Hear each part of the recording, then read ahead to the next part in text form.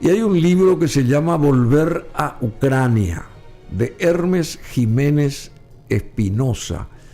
No sé si aquí tenemos la... Ahí está la portada del libro.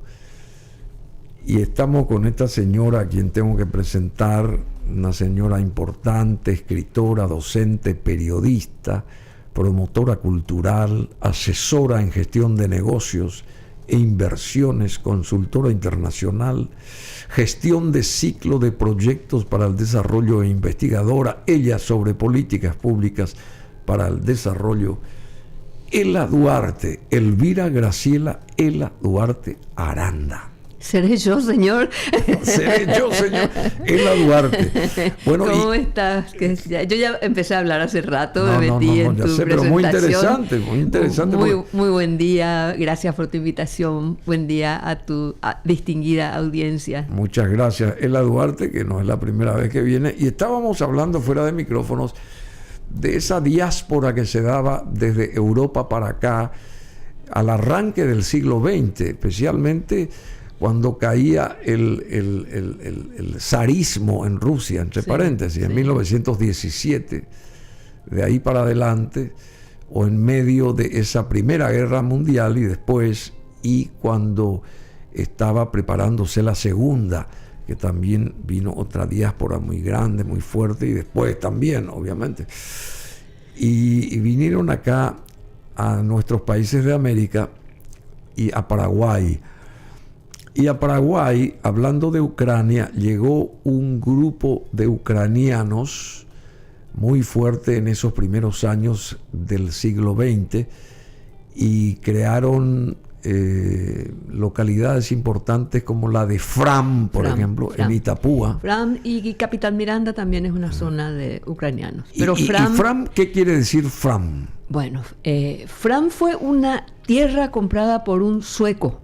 ¿Así? Que después de la guerra del 70 venían acá, como el doctor Morra, por ejemplo, y compraban grandes extensiones de tierra. Era un agente inmobiliario. Iba y ofrecía en Europa. La publicidad que tenía Paraguay en Europa era muy mala, gracias a nuestros queridos vecinos. Sí, seguro. Y entonces él no logró vender, obviamente no logró vender en su país, no consiguió hasta que llegó a Ucrania. En Ucrania, Fram quiere decir avanzar. Avanzar quiere decir sueco. Fram. En sueco. Fram es un nombre sueco. Es un nombre sueco, es una palabra sueca, quiere avanzar. Decir avanzar. Él le puso ese nombre a su proyecto de colonia Fram, y salió a venderla.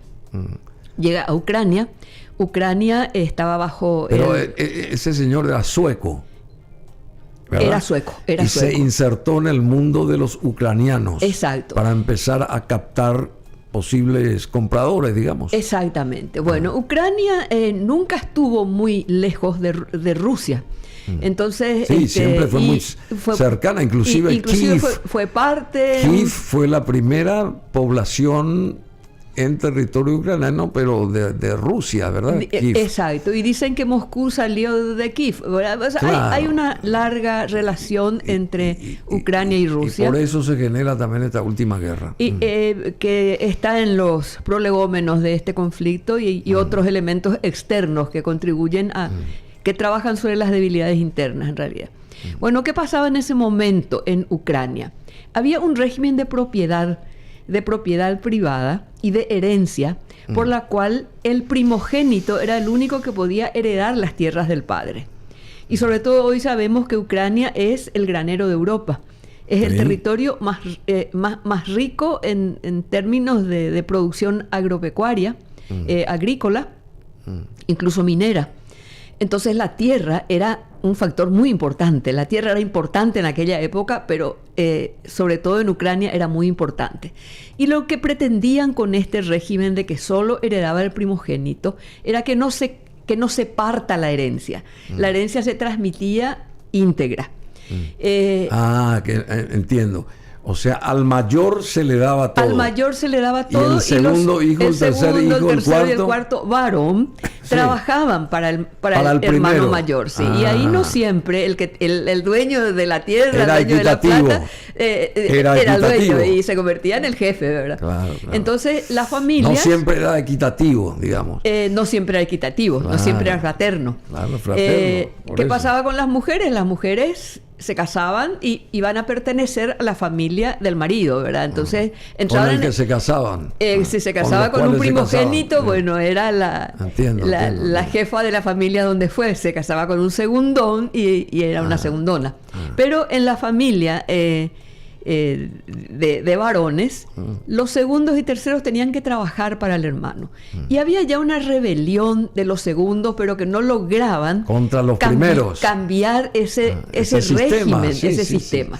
Y ahí llega este señor sueco con su oferta y se entera de ese problema y usa eso como un argumento de venta. Qué interesante e inteligente fue. Exacto. Ahí consigue que se arme un gran grupo de segundones ucranianos y todos se trasladan al medio del monte. O sea, Colonia Fram estaba en el medio del monte. Claro, por lejos de todo, hasta lejos del río, ¿verdad? Y bueno, vienen ahí a trabajar la tierra. Sí, yo creo que aparte del clima es muy parecido a Ucrania en su fertilidad. Es una pujante ciudad. Sí, y pasaron muchísimas penurias. Incluso este libro de Hermes Jiménez Espinosa, Volver a Ucrania. Este libro Hermes lo sitúa en los años 80. Los años 80 fue el peor año de la agricultura mecanizada en Paraguay. ¿Sí? De hecho, la soja prácticamente desapareció. Fue el año en el cual la fertilidad de la tierra se había prácticamente vuelto nula. ¿Por qué? Porque nuestra tierra, que es originalmente boscosa, cuando talas el monte, es muy nutritiva para las plantas, pero hasta cierta altura. No como la tierra europea, que tiene mucha profundidad ese suelo cultivable. Entonces en Europa habían inventado el arado para dar la vuelta y sacar la tierra del fondo y renovar la fertilidad cada vez que se cultiva. Esa misma tecnología vino acá a América y esa misma se usó en los primeros cultivos de soja. Incluso se mecanizó. Pero ¿qué pasó? Que ese sistema de arado, con nuestro régimen de lluvias, con nuestro sistema de suelo que era muy delgado, el humus, y luego ya había una tosca, provocaba una erosión y una desnutrición total del suelo. En el año 81, 82 se va a empezar a implementar la siembra directa y eso transformó la gestión del territorio y es lo que hoy explica el gran progreso que se logró en materia de... Allá en Itapúa. En Itapúa. En Itapúa, y de Itapúa se extendió a todo el país. Itapúa parece otro país, entre paréntesis. Claro, porque la siembra directa significa no arar la tierra, ni siquiera arrancar los rastrojos, simplemente cortarlos, hacer un agujero con una máquina y poner el siguiente sembrado.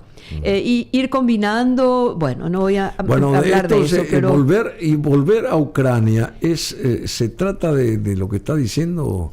Bueno, él sitúa esto en los años 80, que fue de una terrible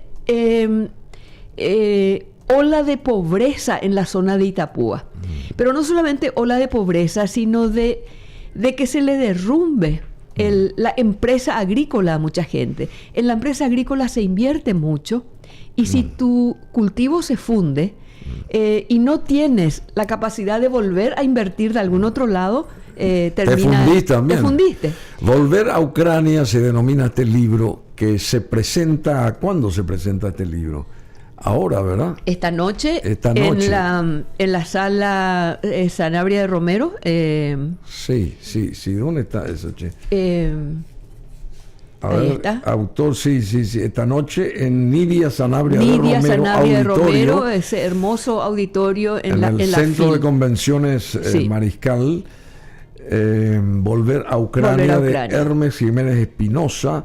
Presentadores Bernardo Neri Farina y la señora Ela Duarte, que está con nosotros. Bernardo, como escritor, como presidente de la Academia Paraguaya de la Lengua Española, él va a hacer un análisis de la obra. Dentro de la Feria Internacional del Libro, acá en De la Asunción. Feria Internacional del Libro. Bueno, hoy a las 19. Y yo voy a ponerla un poquito en contexto. Así es que me gustaría anticipar un poquitito ese contexto, porque el libro no es la historia de los ucranianos en Paraguay. Sí, claro. El libro toma como pretexto ese contexto me parece particular. Excelente, el gancho. Es el gancho. Pero, ¿por qué lo estamos publicando? Uno, porque hoy este libro tiene más de 20 años de haber sido escrito. Este libro.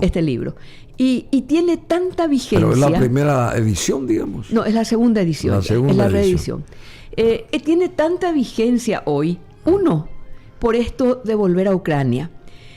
A veces soñamos con que lo que tenemos no es lo bueno y que hay algo en nuestro pasado, en nuestro país, antes éramos mejores, grandes, y había sido que no, había sido que estaba en nuestra mente nomás eso. Entonces ella habla, la protagonista, que es una mujer. Sí. Hay también un coprotagonista varón y hay un montón de personajes interesantísimos en toda la obra, tratados casi con un manejo teatral. Ella, que pasa por una serie de desgracias, es como en esa situación y condición de mujer, ella pasa por una serie de vicisitudes que terminan destruyéndola. Y al final está como enajenada y lo único que quiere es volver a Ucrania, porque decía que ella es de Europa. Ella es paraguaya. Y sus padres también nacieron acá. Pero los abuelos decían que Ucrania, o sea, siempre hay ese recuerdo del lugar de donde uno vino, que era un país maravilloso. Y bueno, entonces ella quiere volver a Ucrania. Entiendo. Y es tan terrible hoy, 20 años después de que se escribió esto, plantear volver a Ucrania. 300 mucha gente murió. 30 millones de muertos oficialmente, pero se dice que hay mucho más. Toda una generación desaparecida. Volver a Ucrania se denomina este libro que se lanza en esta segunda edición, hoy, esta noche a las 19. Asunción, bajo toque de siesta y el amor que te tengo conforman, sin habérmelo propuesto, una trilogía. Esto lo dice el autor Hermes Jiménez Espinosa.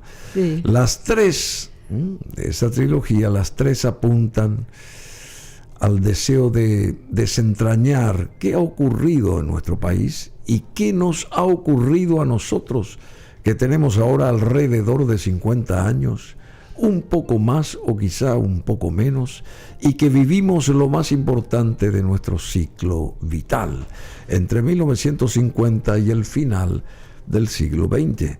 Estas incógnitas las trato de develar a partir de personajes comunes, sigue diciendo el autor Hermes Jiménez Espinosa. No existen héroes, no prohombres ni próceres en mis historias. Son hombres simples, mujeres ordinarias, en el sentido de que son hombres y mujeres ordinarios, incluidos... Ordinary people.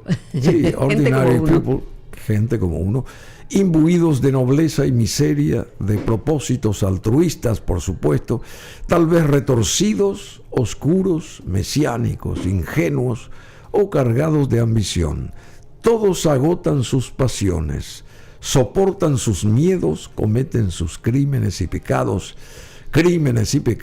o llevan a cabo sus increíbles hazañas anónimas, teniendo como escenarios de fondo los desfiles militares, los decretos, prorrogando el estado de sitio, las parrilladas llenas de turistas, de compra también turistas y gente que viene a comprar escuchando "Bienvenido hermano extranjero", y la sombra de policías con casco modelo nazi custodiando la paz de los sepulcros. Bueno, déjame interpretar un poquito ese texto que lo pusimos ahí. Es un texto que le había puesto a otro libro publicado que es Asunción bajo toque de siesta.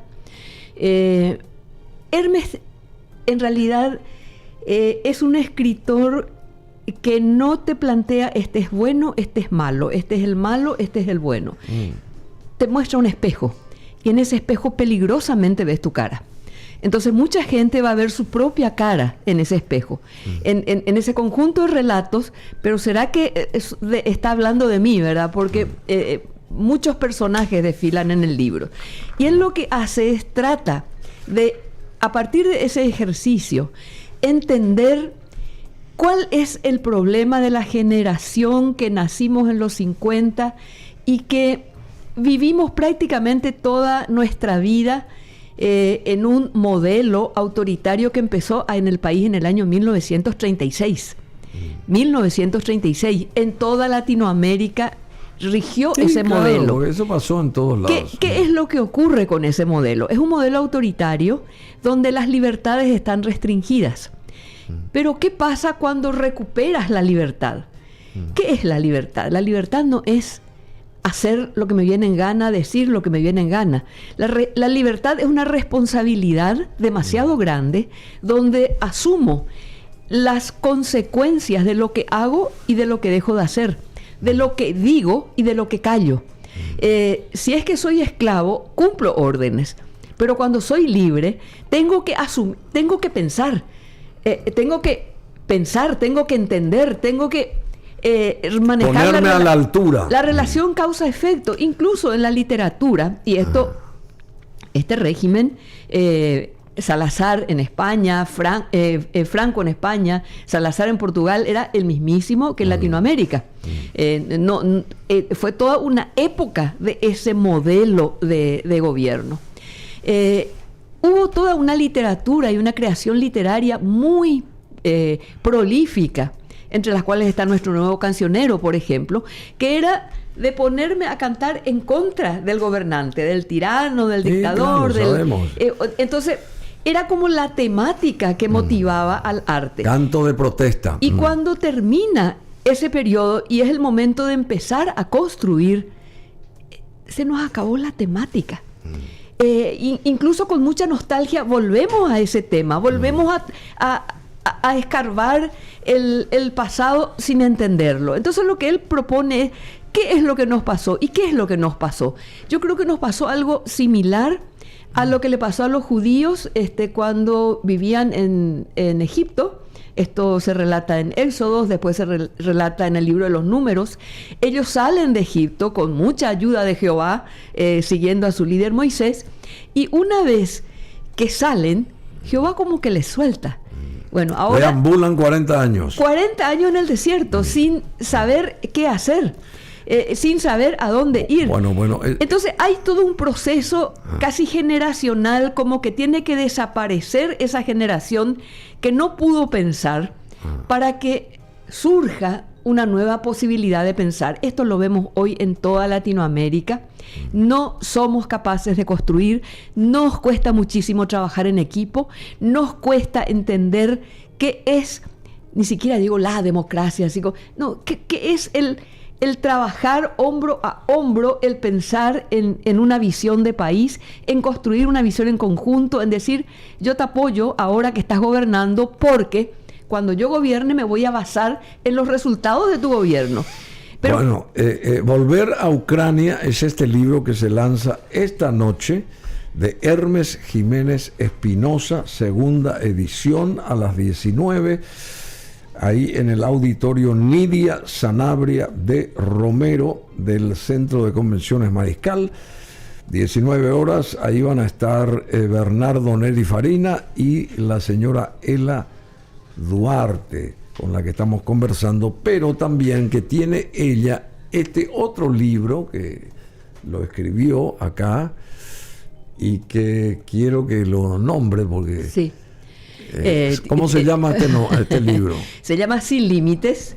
Es una edición trilingüe. Sin Límites. Son poemas escritos. El mismo poema. Sin Límites, No Borders. No Borders, Erembe Une. ¿Eso qué quiere decir? Sin límites. Ah, sin límites. Sin límites. En guaraní. Ah, ah, muy bien. Así, ¿verdad? Es el límite, pero generalmente es un límite que pone el mar, ¿verdad? Que es el gran limitador.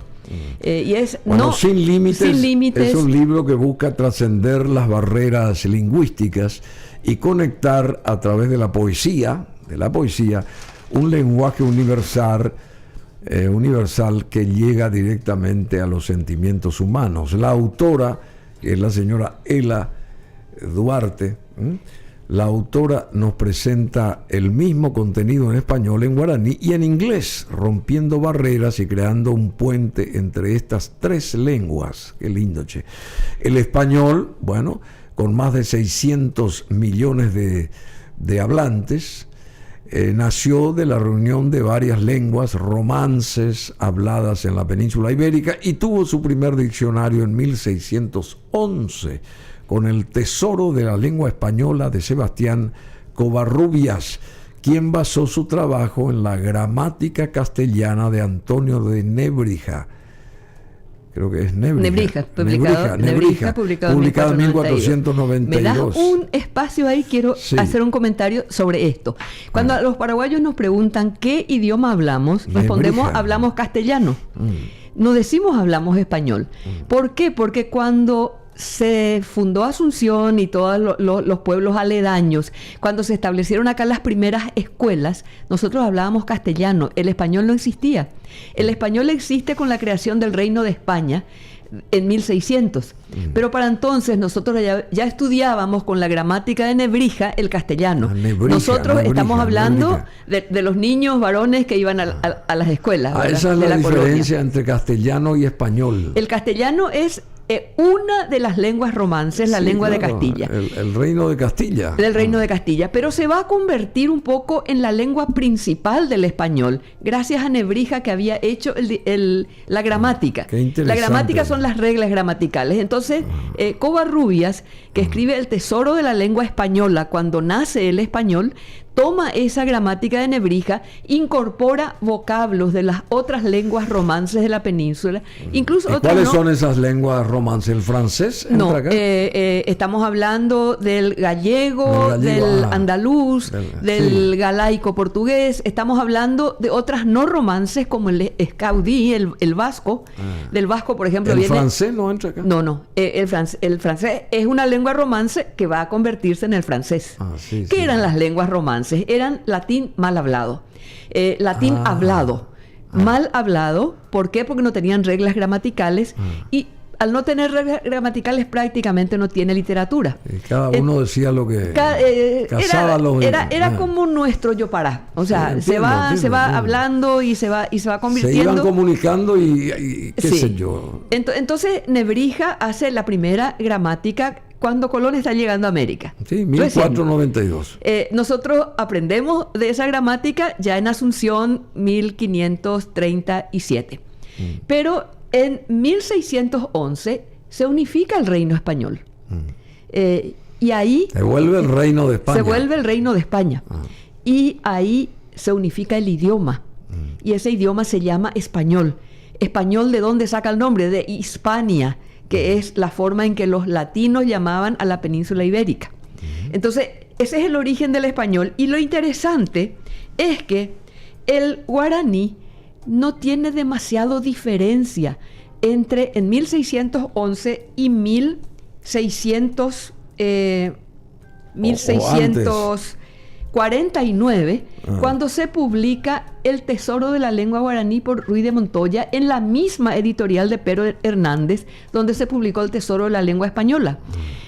Ambos eventos son el nacimiento de estas dos lenguas como lenguas universales, con gramática, con grafía del latín, que a su vez la tomó del sánscrito, y con un frondoso diccionario. El diccionario de la lengua guaraní es 5 veces más grande que el diccionario de Covarrubias. O sea, por la la riqueza idiomática. Claro, y allí vinieron pues los ¿cómo se llama? Las ruinas de los jesuitas, vinieron pues los jesuitas ahí en 1600 y qué sé yo. Bueno, el primero que hace, la primera gramática guaraní es de 1590 y la hace Fray Luis de Bolaños, que no era jesuita. Sobre esa gramática de Bolaños viene este señor Ruiz Díaz de Montoya. Fue el primero que escribió. Él fue un cura nacido en Lima. Al nacer en Lima, él a nuestros abá les llamaba guaraníes, porque los quechuas, esa es una palabra quechua que significa guerrero, belicoso. Los quechuas llamaban guaraníes a estos que por los tapeavirús iban y llevaban hierba, intercambiaban. Todo eso tenemos nosotros en imágenes, pero ya... todo eso tenemos en imágenes nosotros, en Independencia y Vida, cuando se habla de la parte cultural de los indígenas, de la parte de los jesuitas y todo eso. Tenemos en imágenes un trabajo fabuloso el que se hizo. ¿Cuál es la diferencia entre el guaraní y el español? Que el guaraní es un idioma originario. ¿Qué significa eso? Que es milenario, que se fue formando desde el origen y estaba tan completo y estructurado que al meterlo, al analizarlo y al sistematizarlo con esa gramática tiene una riqueza extraordinaria. Bueno, este libro tenemos que ir cerrando porque ya está hace media hora nuestro invitado ahí. Este libro es de Ela Duarte Aranda, Sin Límites. Y esto se va a lanzar el viernes 5 de julio a las 19 en el auditorio Humberto Rubín, ahí del Centro de Convenciones Mariscal. Sí. Y van a estar Lourdes Espínola Wiesel, va a estar ahí, Maricruz Méndez Val y Mario Rubén Álvarez. Sí. Van a estar cada uno son exponentes muy importantes al nivel de literatura, en español, en inglés, en guaraní. Entonces ellos van a estar conmigo presentando el libro. Conste que a la Wiesel, a Lourdes, como descendiente de los suecos, le hubieras invitado para volver a Ucrania. Creo que a la misma hora ella tiene hoy una charla en otro de los salones. Su madre es de origen sueco. Es de origen sueco, claro, sí. Wiesel, ese apellido es sueco. Sí. Bueno, querida, es un gran trabajo el que siempre haces, Ela Duarte Aranda. Ela Duarte, escritora, docente, periodista, promotora cultural, y presenta Sin Límites el viernes 5 y hoy, esta noche, junto a Bernardo Neri Farina, también ahí en el Centro de Convenciones Mariscal, en el salón auditorio, digamos, Nidia Sanabria de Romero, se presenta Volver a Ucrania, de Hermes Jiménez Espinosa. Así que interesante todo esto porque nos abre la mente, nos vamos para atrás, venimos para adelante, nos situamos en volver a Ucrania, por ejemplo, de los orígenes de esa comunidad Fram, que es una gran ciudad. Fram en sueco, aprendí hoy, quiere decir avanzar. Y quiere decir, entonces hay que seguir estando y pensando en Fram, en avanzar, ¿verdad? También nos muestra que somos un país de migrantes. Sí. Hasta nuestros originarios eran migrantes, no son originarios de nuestro territorio. Y eso nos da una gran diversidad cultural que sorprende que nos hayamos aislado tanto tiempo. Hay factores políticos que nos convirtieron en isla. Pero ahora tenemos que abrirnos. Y ahora tenemos que abrirnos e integrarnos. Y es un poco el desafío de Sin Límites, que el que lea este libro pueda leerlo en inglés y leerlo en guaraní, aunque no lo entienda, pero sabe ya en inglés lo que se dice. En guaraní es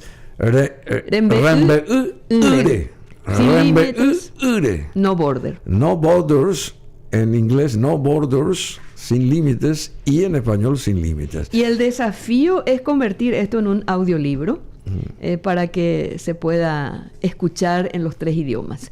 Bueno, muchísimas gracias, Ela. Muy amable, siempre estás con la cultura y siempre estás bregando por nuevos horizontes para romper los esquemas y bueno, para que la gente entienda más o menos dónde está parada, qué tenemos que hacer, la prospección nuestra como ciudadanos de un país libre y protagonista también. No quedarnos siempre atrás, sino más bien tratar de sostener alguna bandera en el desfilar de la vida. Y bueno, de la vida nuestra en general, y llevar la voz cantante también, de alguna manera. Pero para eso necesitamos conocernos, conocer lo que nos pasó antes, porque si no sabemos nada de nuestro tránsito, ¿cómo vamos a pretender pasar límites y llegar al futuro o adelante o desarrollarnos o avanzar? Fram en este caso. Muy interesante partiendo de eso, Fram, avanzar. Aprendí muchísimo con eso. Una palabra que te abre la mente en realidad. Así que felicidades a los amigos ucranianos y coterráneos de Ucrania que están allá en esa zona pujante del sur del país, que no cesan nunca de seguir trabajando y apostando por desarrollar no solamente sus aptitudes individuales, sino también el desarrollo de ellos nos desarrolla a nosotros, a los que estamos en este territorio. A los paraguayos ucranianos. Y a los paraguayos, claro, por supuesto. Porque son paraguayos. Claro. Son paraguayos. Bueno, Ela Duarte, muchas gracias.